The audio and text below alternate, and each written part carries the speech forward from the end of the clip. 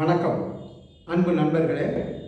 மதுரையிலிருந்து green Madurai nursery garden கல அலுவலர் எஸ் இன்னசென்ட் பேசுகிறேன். நீங்களாம் நல்லா இருக்கீங்களா? சௌக்கியமாக இருக்கீங்களா? இன்றைக்கி நாம் எதை பற்றி பார்க்க போகிறோம் அப்படின்னா, நம்மளோட வீடு இருக்குது அப்படின்னு வச்சுக்கோங்களேன். வீட்டை சுற்றி பார்த்திங்கன்னா தேவையில்லாத புற்கள்லாம் நிறையா வளர்ந்துருக்கோம். புல், பூண்டு, செடிகள் இதெல்லாம் நிறையா வளர்ந்துருக்கோம். ஏன் உங்களோட காலி பிளான்ட்டுகளில் கூட நிறையா செடிகள் வளர்ந்து நிறையா இடைஞ்சலாக இருக்கிற மாதிரி தெரியும் உங்களுக்கு.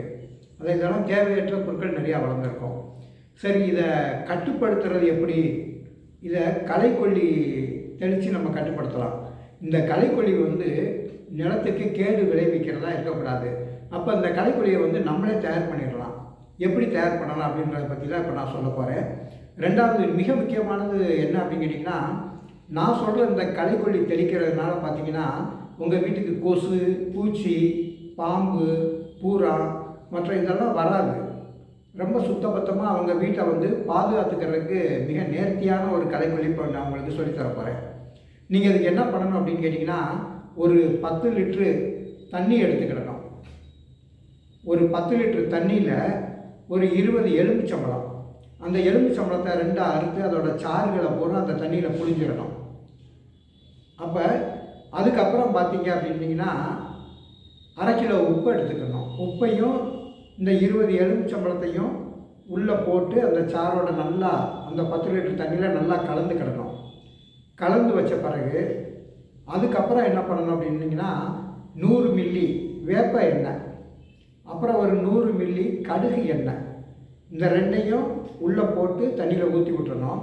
இது கூட ஒரு 20 கிராம் ஏதாவது ஒரு காதி சோப்புத்தூள், அதாவது தாவர எண்ணெயை பயன்படுத்தி செய்யக்கூடிய ஒரு சோப்பு தூளை உள்ளே போட்டு நல்லா கரைச்சிங்க அப்படின்னீங்கன்னா, ஏற்கனவே இந்த உப்பை நல்லா கரைச்சி வச்ச பிறகு அப்புறம் இதை உள்ளே போட்டு நல்லா கிண்டி கலக்கி வச்சு எடுத்துக்கணும். இப்படிப்பட்ட இந்த திரவத்தை என்ன பண்ணணும்னா, இப்போ நம்ம 10 லிட்டரு நம்ம தயார் பண்ணியிருக்கிறோம். இந்த 10 லிட்டரை இன்னும் ஒரு 20 லிட்டரு இல்லைன்னா 30 லிட்டரு தேவைக்கேற்ப இந்த தண்ணியை ஒரு 40 லிட்டருக்கு மேலே சேர்க்க வேண்டாம். அந்த அளவுக்கு நல்லா கரைச்சிக்கிட்டு இதை நீங்கள் என்ன பண்ணலாம் அப்படின்னா, அந்த புற்கள் மேலே தெளிக்க ஆரம்பிச்சிடலாம். நீங்கள் தெளிச்சிங்க அப்படின்னீங்கன்னா, தெளித்த பிறகு பார்த்தீங்கன்னா அங்கே ஒரு 3-4 நாளைக்குள்ளே அந்த புல் பூரா வாடி போயிடும். உங்களுக்கு திருப்பி அந்த புல் வளர்கிற மாதிரி இருந்துச்சு அப்படின்னா, இதே மெத்தடை நீங்கள் என்ன பண்ணலாம் அப்படின்னா, திருப்பி ஒரு 45 நாளைக்கு ஒருக்க லேசாக ஒரு 2-3 தடவை தெளிச்சிங்கன்னு வைக்கிறேன், புல் பூராமே செத்து போயிடும். அது மட்டும் இல்லை, இந்த கடுகு எண்ணெயும் வேப்பெண்ணையும் சேர்த்து தெளிக்கிறதுனால சுற்றி வர எந்த பூச்சிப்பட்ட எதுவுமே வராது. ரெண்டாவது நிலத்துக்கும் இதனால் கேடு கிடையாது. சரிங்களா? இதை நீங்கள் தெளித்து செஞ்சு பாருங்கள், உங்களுக்கே ஆச்சரியமாக இருக்கும்.